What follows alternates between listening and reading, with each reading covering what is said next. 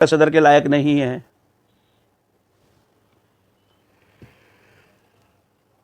ग्यारहवीं शर्त यह है कि अपनी मस्जिद के इमाम की तनख्वाह के बारे में हमेशा फिक्रमंद रहे।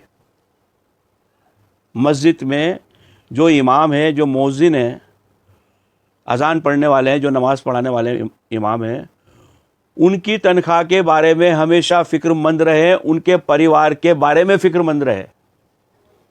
उन्हें यह महसूस ना होने दे कि वो किसी तंगदस्ती से गुज़र रहे हों, किसी परेशानी में मुब्तला हों, और उसे मालूम हो और ये कह दे कि साहब आपको तनख्वाह दे तो दी मैंने, आपका मैंने ये कर तो दिया। नहीं, इस तरह से भी ना बोलें। उनके परिवार की, उनकी फ़िक्रमंदी से हिफाजत करें, उनसे तमीज़ और तहजीब से, बहुत अदब से आंखें नीची करके बात करें, क्योंकि मस्जिद का इमाम मोहल्ले का पेशवा है, वो बादशाह है। उसकी इज्जत करना, उसकी ताज़ीम करना हमारा फ़र्ज़ अव्वलीन है। रोज़े महशर में इमाम ही उन नमाजियों को अपने साथ लेके जाएंगे जो उनके पीछे नमाज़ पढ़ रहे हैं, और जिनके पीछे आप नमाज़ पढ़ रहे हो उनके लिए बदतमीज़ी से बोलना, उनकी फ़िक्र ना करना, उन्हें तंगदस्ती से गुजारना, उनके परिवार को, तो वो लोग जो है फिर इस्लाम पे ध्यान नहीं देंगे। ये सच है कि ज़िंदगी जीने के लिए पैसे की भी ज़रूरत है, उन्हें बहुत सख्त ज़रूरत है। उनके बच्चों की पढ़ाई लिखाई, उनके बच्चों को आगे ले जाना, उनसे बैठ के मोहब्बत और अखलाक से बात करना, उनकी बातों को समझना, ये उस मस्जिद के सदर पे बहुत ज़रूरी और आवश्यक है। ये नहीं कि जुमे के दिन चले जाएंगे, नमाज पढ़ लेंगे, मुसाफा करके और आ जाएंगे। वो मस्जिद का इमाम किस हालत में जी रहा है, क्या कर रहा है, किस तरह से परेशान हो रहा है उसका परिवार, कोई मतलब नहीं हमें इन बातों से, उस पर ध्यान देना। चौथी चीज़, 13वां नियम, कुरान शरीफ को सही तरीके से मखरज के साथ पढ़ना आता हो। सदर को कुरान शरीफ सही तरीके से मखरज के साथ पढ़ना आना ज़रूरी है। बहुत बड़ी वजूहात है इसके पीछे, क्योंकि अगर इमाम कहीं कोई गलती करता है तो वो उस बात को लुकमा देकर उसको आप संभाल सकते हैं। आप मखरज के साथ अगर कुरान मजीद पढ़ना जानते हैं तो आप उस इलाके में फलाबूदी फैला सकते हैं, ईमान की रोशनी फैला सकते हैं, लोगों को कुरान की तरतीब बता सकते हैं, वहाँ पे अच्छे उलमा रख सकते हैं। जब आप ही नहीं जानते तो वहाँ पर आके कोई भी कुछ भी कर देगा। बस आपने तो है फलाने मंत्री ने कहा और इसके पास इतने पैसे हैं और ये जो है बड़ा आदमी है और ये इसके साथ टीम है, सदर है, माननी पड़ेगी इसकी बात, तो फिर इस्लाम कहाँ रहा साहब।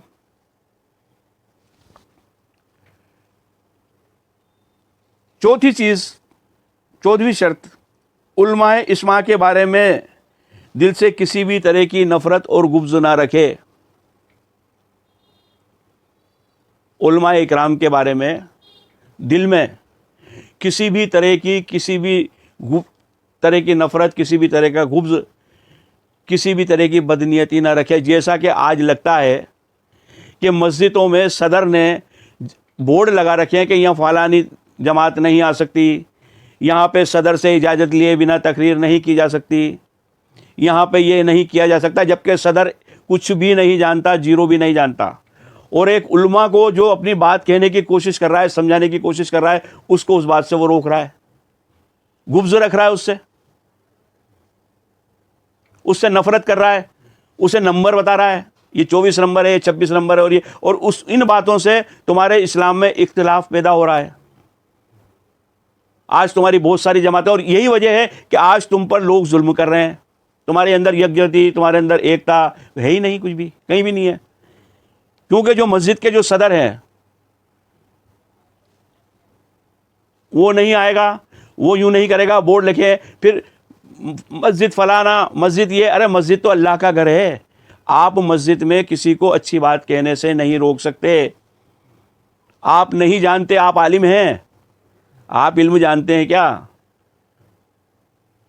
हज़रत अली रज़ी अल्लाह ताला अन्हु ने तो अपने दुश्मन को कत्ल करने से ख़त्म छोड़ दिया। आप उनसे ज़्यादा अक्ल रखते हैं, जबकि वो जो है इल्म के दरवाज़ा कहा गया उन्हें। आप उलमा के लिए कह देते हैं ये 24 नंबर है, 26 नंबर है, ये फलाना है, ये अहले हदीस है, ये देवबंदी, और ये जो भी जाने क्या क्या कह देते हैं, और यहाँ पर नहीं आ सकते। क्यों नहीं आ सकते भाई? वो इस्लाम की बात कहने की कोशिश कर रहा है ना, आप सुनो तो सही उससे। और आप हो कौन? आप तो कुछ भी नहीं जानते।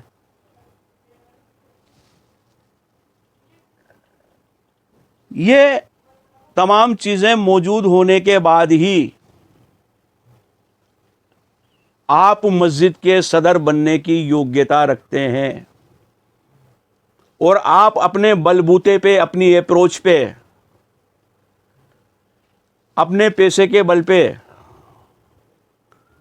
अपनी तानाशाही के बल पे अगर आप मस्जिद के सदर बन जाते हैं और इन शर्तों को नहीं मानते, तो अल्लाह की नज़र में आप गुनाहगार हैं। वो दबे कुचले लोग भले ही आपसे कुछ ना कह रहे हो, लेकिन रब्बुल इज़्ज़त देखने वाला है।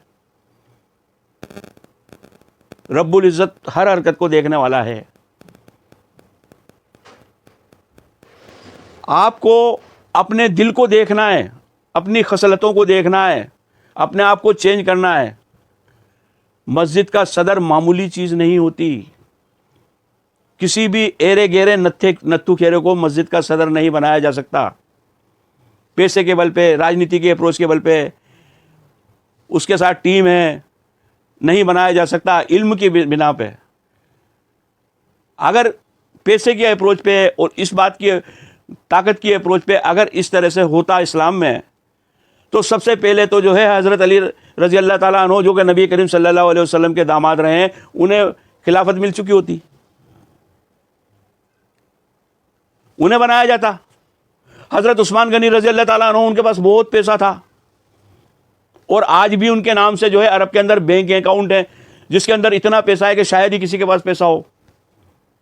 आज भी उनके नाम से बैंक अकाउंट चल रहा है, तो उनको बनाया जाता। मगर इस्लाम ने कहाँ पैसे की वो करी है, कहाँ ताकत की वो करी है? वहाँ देखा है इल्म। और कुरान करीम में जो सबसे पहले नबी करीम सल्लल्लाहु अलैहि वसल्लम ने जो आयत नाजिल हुई, वो हुई इकरा, पढ़िए, पढ़िए। इल्म, आप इल्म से अपने दुश्मन को भी अपना बना सकते हो। आप इल्म से अपनी ही नहीं, पूरे हिंदुस्तान की गरीबी मिटा सकते हो। आप इल्म से हर दुश्मन को अपना बना सकते हो, वो मानेगा। मैं कुछ वीडियो देखता हूं जिसके अंदर ये देखता हूं कि कई सनातनी लोग, जिनको हिंदू कहा जाता है, वो खुले दिल से नबी करीम सल्लल्लाहु अलैहि वसल्लम का फेवर करते हैं, परवरदिगार का फेवर करते हैं, बड़ी इज्जत करते हैं उनकी। आंखों से आंसू आ जाते हैं मेरे देख के कि ये लोग जो कि इस धर्म के मानने वाले नहीं हैं, कुरान को किस तरह पढ़ रहे हैं, किस तरह से उसकी जो है व्याख्या कर रहे हैं, किस तरह से अल्लाह का संदेश दे रहे हैं। और हम लोग जिनका नाम मुसलमान है, हम लोग उसकी इज्जत ही नहीं कर रहे। हम लोग राजनीति के लोगों के पांव दबा रहे हैं, हम अपने घमंड को में मशगूल हैं। ये मालूम ही नहीं है कि हमें भी कल मरना है। परमानेंट पट्टा लिया क्या आप नहीं मरेंगे? क्या दोगे जवाब? मैं जानता हूं दोस्तों, मेरी इस बात से लोगों को एतराज़ भी होगा, मेरी बात भी करेंगे, मुझे बुरा भला भी कह सकते हैं। कोई परवाह नहीं, कोई भी दिक्कत नहीं, शौक से करो। मगर सच तो यही है कि अगर हम लोग अपने नबी के बताए हुए रास्ते पे, कुरान करीम पे, हमारे फ़र्ज़ों पे चलें। ये कहा गया है कि अगर तुम्हारा पड़ोसी रात को भूखा सो जाए तो तुम मुसलमान नहीं हो सकते, तुम मोमिन नहीं हो सकते। ख़त्म कर दिया, क्लोज कर दिया आपके सारे अमाल, 1 सेकंड के अंदर कर दिया। नमाजी, हज जो तुमने करा है, जो सारी बातें करी है। और पड़ोसी का जिक्र है, ये नहीं कहा कि कास्ट चाहिए, हिंदू चाहिए, सिख चाहिए, ईसाई चाहिए, फलाना चाहिए, नहीं। अल्लाह तबारक ताला ने मस्जिद के अंदर में एक सफ़ बनाने का मकसद रखा है कि जब आप एक सफ़ कंधे से कंधा मिलाओगे तो ना वहाँ कोई अमीर होगा ना वहाँ कोई गरीब होगा। और जब एक सफ़ बना के 5 वक्त मिलोगे तो आप एक दूसरे के हाल का दरियाफ्त करोगे, उसकी खैर ख्वाही करोगे। इसका अज़्र अपने परवरदिगार पे छोड़ो, वो क्या देगा तुम्हें, उसकी परवाह ये मत करो कि तुम क्या मिलेगा और इससे मुझे क्या मिलना है। नहीं, एक जानवर पर भी रहम करो। मैं आपको इस एपिसोड के साथ साथ बताता चलूं एक बात और। अभी मेरा एक मिशन चल रहा है गोरक्षा में कि नबी करीम सल्लल्लाहु अलैहि वसल्लम की किसी साहबा ने दावत करी, उनके साथ सहाबी भी गए, खाना सजाया गया, खाना रखा गया। तो आप नबी करीम सल्लल्लाहु अलैहि वसल्लम ने पूछा कि अब ये गोश्त काय का है, कि गो का, कि मैं नहीं खाऊंगा। उन्होंने उस गोश्त को खाने से मना कर दिया। अब आप इस बात पे भी अड़ रहे हैं, अरे भाई आप सुन्नत मान लें उनकी, न खाएं। आप पे गो को लेके कितना बड़ा अजाब नाजिल हो रहा है। जितने भी बड़े बड़े सप्लायर हैं वो सारे गैर मुस्लिम हैं जो गो हत्या कर रहे हैं, और इल्ज़ाम आप पे आ रहा है। आप क्यों नहीं ऐद कर लेते? आप गायों की रक्षा क्यों नहीं करने लग जाते? आप इस देश की भलाई की बात क्यों नहीं करने लग जाते? क्या बुराई है उसमें? आपके लिए और दूसरी चीज़ें, मुर्गा, मछली, बकरा और जने क्या क्या है आपके पास में, सब्जी हैं, दालें, सब कुछ है। आप उस पर अड़ गए और आप अपने आप को बदनाम कर रहे हैं। क्यों? अरे पैसा तो वो लोग कमा रहे हैं जो कि फॉरेन में बाहर अरबों खरबों रुपए का टर्नओवर कर रहे हैं, और आप उन गायों को टेम्पो में रख के लेके जा रहे हैं और गुनहगार बन रहे हैं। क्यों नहीं इस बात को अवॉइड कर देते? और किसी सनातन धर्म वाले को ये इस बात से परहेज है कि गाय उनका पूजनीय है, तो उस बात को क्यों नहीं मान लेते? यार उनका दिल क्यों दिखा रहे हो? आप अपने उसूलों पे क्यों नहीं आ रहे? जो ओरिजिनल इस्लाम का उसूल है, अखलाक है, उस पर क्यों नहीं आ रहे? अगर आपको मेरी बातें अच्छी लगी हैं तो आप इसको ज़्यादा से ज़्यादा शेयर करें। और इस देश में जो संप्रदायवाद हो रहा है, इस देश में जो कट्टरता हो रही है, ये ख़त्म हो। हम एक दूसरे से बहुत अच्छी तरह खुश के होके मिलें, एक दूसरे की कदर करें। हम सब एक हैं, हमारी पैदाइश एक ही जगह से हुई है। सब ने अपने अपने तरीके से अपने अपने पूर्वजों को माना है, और कुरान में इसकी आयत भी है, कुल या अय्युहल काफिरूना, आप उनको भी बुरा न कहें। आप तो अपने मोहल्ले को सुधारें। आप जिस मस्जिद के और वो लोग जो मोहल्ले के लोग हैं, वो उस सदर को चुने जो उन्हें इस तरीके की खूबियाँ रखता हुआ हो, जो इमाम के परिवार को जानता हो। अगर इमाम का परिवार अच्छा होगा, अच्छी तालीम देगा, और इमाम को बोलने से ना रोकें, इमाम को खुले दिल से उसकी बात कहने दें। वो इमाम है, सरदार है आपके मोहल्ले का, उस पर तानाकशी ना करें।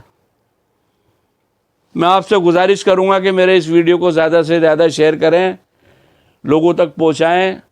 और अगर इसमें मेरे से कोई बोलने में गुस्ताखी हुई हो या मैंने कुछ गलत बोला हो तो अल्लाह तबारक ताला के वास्ते मुझे माफ़ करें। जय हिंद, जय भारत।